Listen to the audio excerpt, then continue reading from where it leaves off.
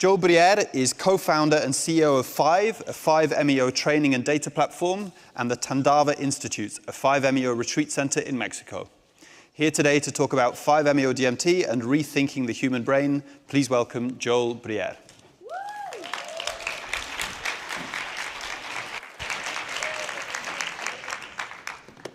Hey everybody, can everyone hear me okay? Yes. Cool. So, I'm going to do a little tester here that's going to dictate how I lead this talk today. By the sound of your voice, who here has experienced 5-MeO DMT? Awesome, awesome. Who out of those voices would consider it to be the most profound experience of your life, or at least in the top 3? Awesome. So, my name is Joel Brierre. I am the founder of Kaivalya Collective, which is the parent company to a bunch of 5-MeO DMT projects. All of my work is focused around this particular beautiful molecule. So, what is 5-MeO DMT? First of all, to be specific for any voices that we did not hear, 5-MeO DMT is not DMT. We are not talking about machine elves. We are not talking about a highly visually necessarily experience. We are talking about something quite different, though the compound compositions are very close to one another. NN-DMT and 5-MeO NN-DMT are structured very similarly. However, they're also almost identical to melatonin and psilocybin. Similar to its cousin NN-DMT, 5-MeO DMT is fast-acting. When free-based, it comes on within seconds, and it is a short-lasting experience. So it lasts a bit longer than DMT. Rather than a kind of 5-minute experience, we're talking about a 10 to 30-minute, with X factors on both sides, average type of experience. 5-MeO is extremely potent. It's really strong. We could probably consider it the most potent psychedelic known to man, debatably. 5-MeO DMT is found in various plants around the world. It is theorized to be found within the human body. It's also popularly known to be found in the secretion of the Sonoran desert toad.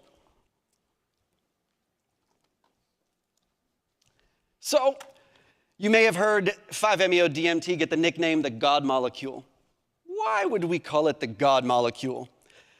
Well, firstly, 5-MeO is a deeply ineffable experience. It is impossible to accurately describe one's 5-MeO experience. We can use terms like boundlessness or ineffability, oceanic beauty, things like this, non-dual, but it's a hard one. This is an experience that really only occurs when there is a cessation of self-activity.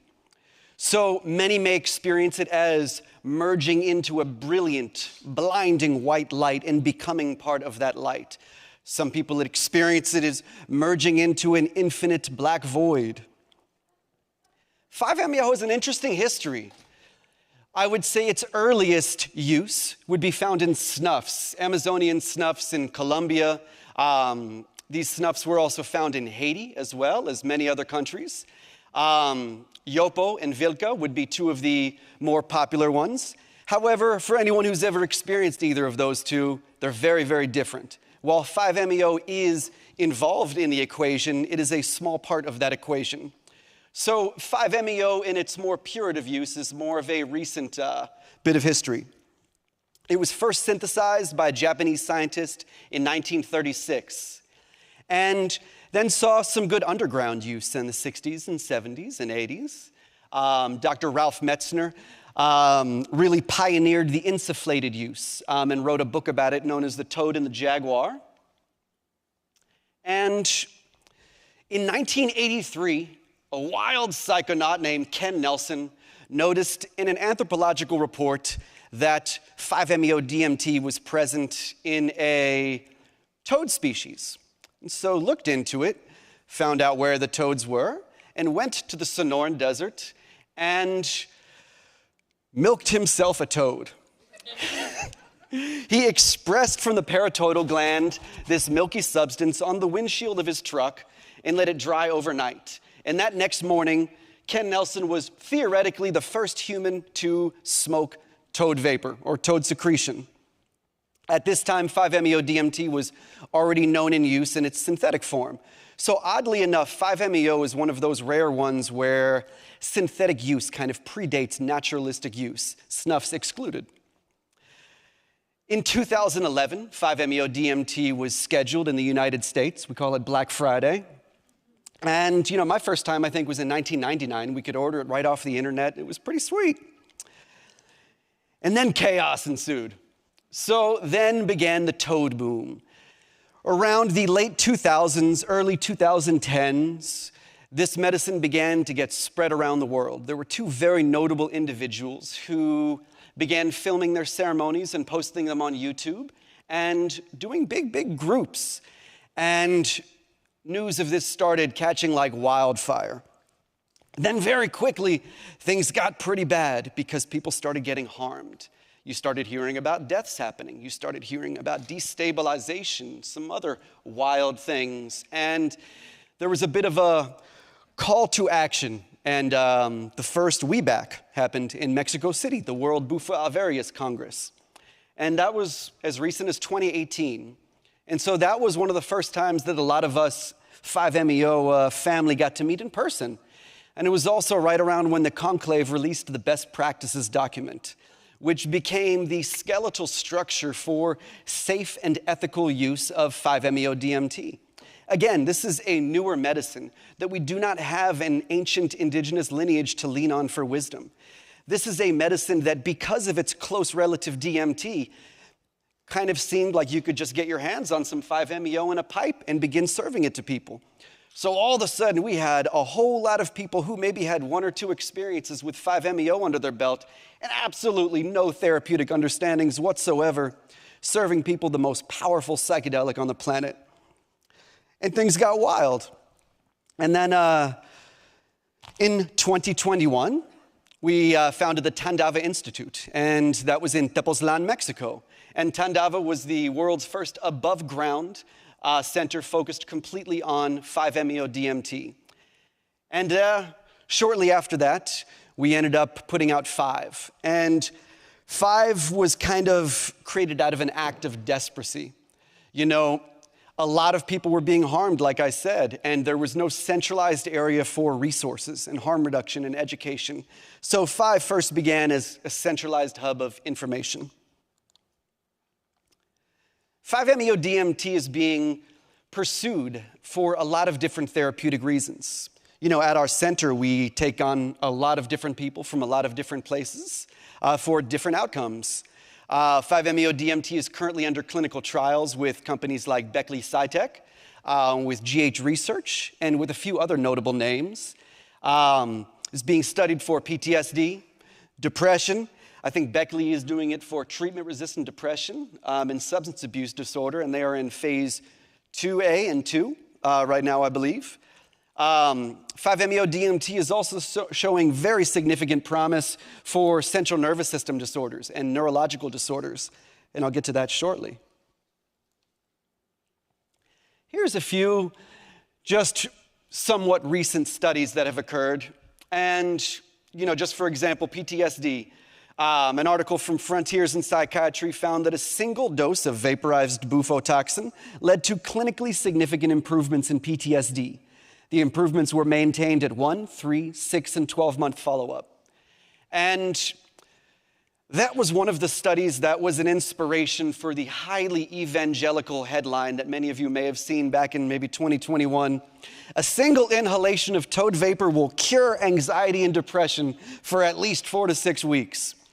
It may have been one of the most dangerous statements about anything to ever come out, in my opinion, because this gives us the understanding or the idea that just this molecule, just this medicine is going to somehow fix us.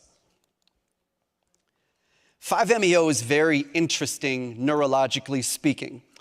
Firstly, counter to many other serotonergic psychedelics, we've got an affinity for the 5-HT1A receptor rather than the 5-HT2A. So much more, actually it's around 1,000 times more affinity for that receptor. Of course, 5-MeO-DMT does promote neuroplasticity, but also uniquely promotes neurogenesis, also reopening the critical period window. Let's take a minute and think about why that's so exciting for a moment. If we're having an experience that is not only forming new connections in the brain, but is forming new neurons altogether, there's something very special happening here. And a medicine where the experience is considered by many to be a death and rebirth experience. There's something more. An amazing researcher from University College of London, who we've worked with quite extensively, George Blackburn, in a recent study we did, he said, usually slow fluctuations in brain activity are seen as a marker that someone is asleep or unconscious. Remarkably, however, we found that the same thing happens when somebody is on 5-MeO-DMT, while awake, aware, and having this profound experience. So, in January of last year, we did a study in partnership with UCL, as well as Imperial, and University of Montreal as well, where we took 32 healthy participants, all who were already experienced with 5-MeO, and all who were known to sit very still during this experience, because not everyone sits still. In fact, some people present like they are having an exorcism or going through a seizure. And the first person in the first session, I'll never forget, we served them, they laid back, and I see two of the researchers looking at the screen kind of behind the whole setup, and you just see their face go. And both of those researchers will still say that that was the most special day of their lives. What they saw happening simultaneously was the brain showing indications that is in a deep state of anesthesia, as well as in an epileptic seizure. Both ends of a very, very, very long spectrum happening simultaneously, as if everything was everything and nothing at the same time, which gets very, very synonymous, as Dr. Chris Timmerman was hinting towards earlier, towards traditional non-dual and Vedic traditions and Buddhist traditions, which is actually my background. But the dark side of 5-MeO. You know, 5-MeO-DMT, because of its potency, because of its fast-acting therapeutic qualities, because of the intense mystical experience, like I said, a lot of people started serving it when they weren't ready. And even further, there's companies that popped up, around 2019, 2020, seeing a short-acting psychedelic and decided it would be a bit more scalable because it would require less nurse time. I would like to call BS on that theory. We found that 5-MeO requires far more intensive care than any other psychedelic medicine, any other entheogen. Some deaths and incidents that have happened with 5-MeO. Heart issues, it's got a load on the heart. I heard ibogaine and iboga being kind of separated out from all other psychedelics today. And that's language that we use very often. We would put 5-MeO-DMT and iboga into another category than everything else, where they are not necessarily safe to do on your own, where there is quite a different safety profile. Unfortunately, even experienced sitters have lost their lives by going unconscious while on the medicine and asphyxiating on their own vomit. Serotonin syndrome, we had a big wave of that during the toad boom, where people were being piped with 100 milligrams of toad secretion, where we now understand that about 40 milligrams will get people where they need to go. Psychosis, mania, suicide. As I was just mentioning, there's been a trend in drug development companies pursuing 5-MeO because of its fast-acting qualities. There's one company that I won't name, that their entire model is based off only using the molecule without any therapy whatsoever. So this means no preparation and no integration. So we are taking in people who are working through significant states of depression or significant issues, and then opening up a door to the ultimate mystery of life, which can be absolutely life-shattering. This is an experience that can cause someone to completely lose identity within their religion or their faith. This is an experience that can shake up everything from the deepest depths of the psyche and the spirit and bring it up to surface. This is something that requires care. It requires moving slow and gently. And a very nuanced approach is required here. You know, we have, at our retreats at Tandava, we have a very individualized process where no two people are generally getting the same dosage protocol. We work for weeks beforehand, at least, with each participant to get to understand and let them have some say in how are they going in. Very often, we're starting off nice and gentle and titrating up. Sometimes, maybe we're going right off that high dive. And being able to understand who may be harmed potentially by jumping right off that high dive. This is an experience that transcends the rational mind in every way. Aldous Huxley spoke about the perennial philosophy, the tie that was found within the faith of every spiritual system and religion that involved the concept of surrendering the individual self to remember or witness oneself as something far more boundless or infinite. And this is an experience that allows us to, in a very, very, very real way, come into contact with the luminous, to come into contact with something that the mind does not have the ability to understand, something that can only be expressed through art, poetry. These type of artistic expressions, whether it be Sufi poetry, Zen proverbs, they can carry the essence. As Daniel Schmidt said, these experiences leave us with the perfume of the divine, which lingers longer as one evolves on the path. But if we are going right into this experience with no context, with no sense of safety with whom the person is serving us this medicine, things may get a little messy. So the solution for this, education, training. You know, I'd mentioned before we initially launched 5 out of an act of desperacy. I had kind of inadvertently become the 5-MeO and toad police many years ago. I didn't mean to, but I kind of was that person who people would reach out to if something went wrong or if they heard about malpractice happening. And we just kept hearing all of these heartbreaking stories. Everyone on our team has had our lives dramatically shifted by working with 5-MeO DMT. And what we want is for the world to have a chance to get to experience this medicine. But another bad headline, or if someone else is seriously injured, it's going to harm the progress. It's going to keep the reputation of 5-MeO as being a pretty wild medicine. The 5-MeO community has already gotten a pretty wild reputation. So it was really the mission of 5 to begin bringing together some semblance of structure to the 5-MeO space, essentially being an above-ground conclave, as the conclave is completely underground. So we ended up launching our training program maybe about a year after we launched 5, and actually we have an unusual amount of Icelandic students that have come through our cohorts, and I feel good about it. If 5-MeO gets unscheduled here, like 10% of the population will have been trained through 5.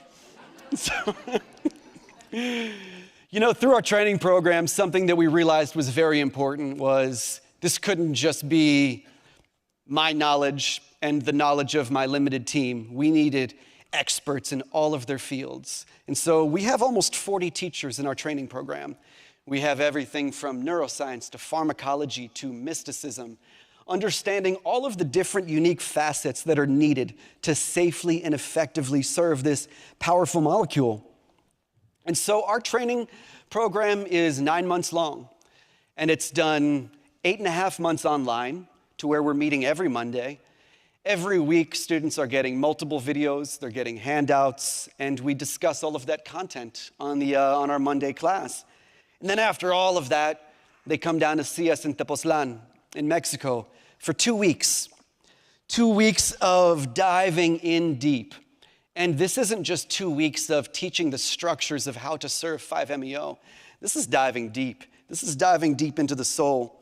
I heard someone say earlier today, I forgot who, but it was brilliant, that anyone serving these medicines should actively be in therapy. And I wholeheartedly agree with that. And to be stepping into a position of facilitation, to be stepping into a position where we are caring for people as they approach and return from what could be considered the most profound experience of their life. It's a pretty big responsibility. And it takes diving into the deepest parts of our own self to get to understand where we may inadvertently interfere with our participant's experience. Where might my own ego get in the way of my participant getting the most out of this experience? Where might my own preconceived notions and judgments interfere with this process? So those 2 weeks are not just learning the mechanics of how to serve 5-MeO. We are diving deep, and we are going into our own processes, and we are coming together as community. So then we can, as Joseph Campbell would say, return home with the elixir. Bring it home and share it with those that we love, those who come to us. We love doing fun research collaborations, and the Tandava Institute has been a very, very fun place to do some of that. And so we've had a lot of fun getting to plug people into whether EEG or stealing a little bit of their blood and saliva, but to get to understand what's happening here. This is a very, very, very big medicine. It is a medicine that can provide a complete and total reset.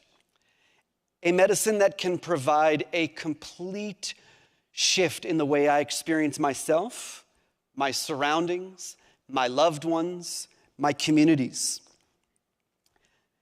I like to use the analogy of fluffing up a rug. So let's say my awareness is a carpet. And during the early years of my life, a few incidents happened. Maybe my parents were going through some things that inadvertently was taken out on me. Maybe there were a few things that were said that caused my infantile self to think that I may not have been loved or cared for. And as time goes by, those bits of dirt from those experiences get matted deeper and deeper into the carpet. After a couple decades, that dirt becomes part of the fabric of that carpet. The color of the carpet has changed, has become one with the dirt, with those experiences. And so this can be why it's so difficult to work into deeply ingrained patterning. An experience like 5-MeO DMT, where there is a temporary cessation of sense of individual self, is like taking that carpet and fluffing it up. So all of that dirt can lift up for a moment. All of that dirt can unbind itself from the carpet. The carpet can have a moment of just being free as the carpet. And then, as the experience begins to wear off, the dirt comes back onto the carpet. It's not like it just brushes it all off for us. It would be great if it did. But as the dirt begins to land again, we can see it. It's more visible. It's not one with the carpet anymore. It's something that is overlaid on top. And so I now have an extra vantage point on my own patternings. It's like my computer has been unplugged and then turned back on. And slowly the applications of my mind start to pop back on one at a time, and those windows can be seen for what they are. My default can be seen for the structures and the roots of those causes. And so then the integration period with 5-MeO is where the magic happens. Even though the experience itself is really magical, the lasting benefits come from the integration period. Because unlike ayahuasca, unlike psilocybin, where I may have hours of content to unpack, the psyche communicates in symbolism. And so there's a lot to work with a visionary experience. But with an experience where there's sometimes not even a memory, there's no real content to be able to describe, where are we drawing the therapeutic benefit from there? Of course, simply having that mystical experience is something of its own and does act like a catalyst for change. However, it's what we do with it afterwards. I think the latest studies showed an average of 36 days in neuroplasticity with 5-MeO DMT. During that time is when we have a chance to completely reset and shift every part about ourselves that we'd like to. It's during that time when we have a chance to allow the deeper layers of self or the soul to continue blossoming and to shine through the patterning that has encased itself over it. Neurologically speaking, the brain is forming new dendritic spines, new growth is happening. But if we don't do anything with it, if I go to a ceremony a couple days ago, have amazing experience on 5-MeO, and then this week just go back to my normal life, go back to my default, slowly but surely, my default mode is going to take back over. And that experience is going to become just a memory. So for this to be something that essentially catalyzes real change and real shifts, we want to take advantage of that state. Rather than allowing those new dendritic spines to become frail and fall away, we want to fortify them. We want to continue with doing things that are outside of our comfort zone, outside of our normal process, to engage with it, to really allow it to last. There's a pretty picture of our lovely center in Tepoztlan. And many of you actually have been there already, and I hope to see the rest of you at some point. This picture is really just a flex. This is just how beautiful it gets behind our house. So that was a picture taken from a drone from our backyard just about 6 months ago. But it is a very, very special place of the earth. You know, Tepoztlan is a valley that's nestled in these breathtaking mountains. They call it the land of eternal spring. And that's very fitting for this kind of death and rebirth processes. So, at Tandava, obviously, of course, we have a heavy emphasis on a thorough screening and intake, making sure someone is medically and psychologically sound to be working with this particular medicine. We have an individualized process. We actually don't take more than 6 people in one group because we enjoy being able to work very, very closely and personally with each person that comes through. We do 3 to 4 weeks of preparatory work with each participant privately before they arrive. We have medical personnel on site. That is our dear brother, Dr. Juan Sanchez, actually doing a checkup on Dr. Rick Barnett, who many of you may know. Our protocols are data informed. We are continually doing more studies. We have a couple longitudinal studies right now that are around, some at the 6-month point, some almost to the year point. But we are continually getting to understand what's working and what's not working in our protocols. Always trying to understand how we can be of better service to our participants. We have a very highly trained facilitation team. Many of them have come through our training.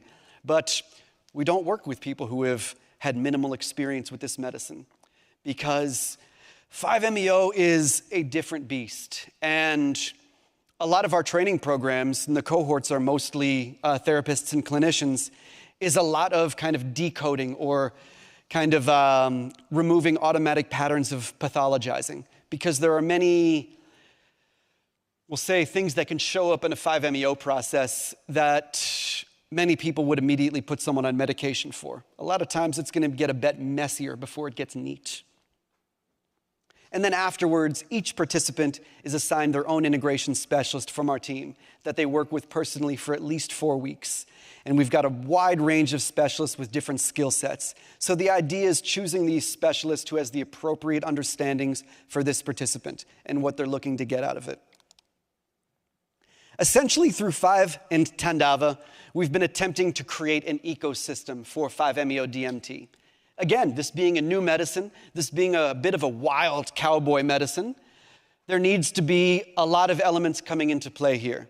Public education, government and policy, trainings and safety, research collaborations, and clinical trials and drug development. Oh, I forgot about this one. And so we've actually just we've launched another company very recently. We'll actually be announcing next month, 5 Discovery, where we've brought together a very awesome team of ex-pharma personnel, biotech personnel, genius compound and computational chemists, some very, very amazing AI discovery software, and a bunch of people with fire in their hearts. And the whole idea with 5 Discovery is investigating and understanding all of the different potentials of 5-MeO DMT.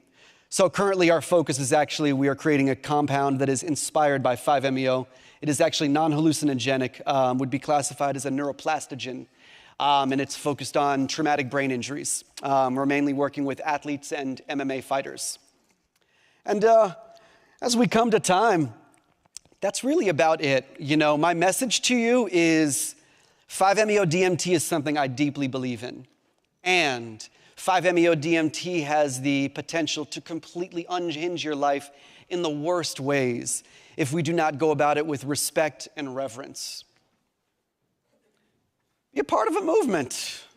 So we are always looking to collaborate with amazing people. One of the ways that we've grown to what we are is collaborative spirit, understanding that we want to attract geniuses from their fields to come together to create something that is bigger than the sum of its parts.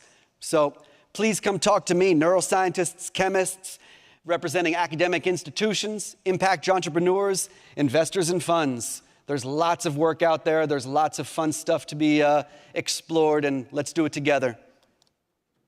And that's it.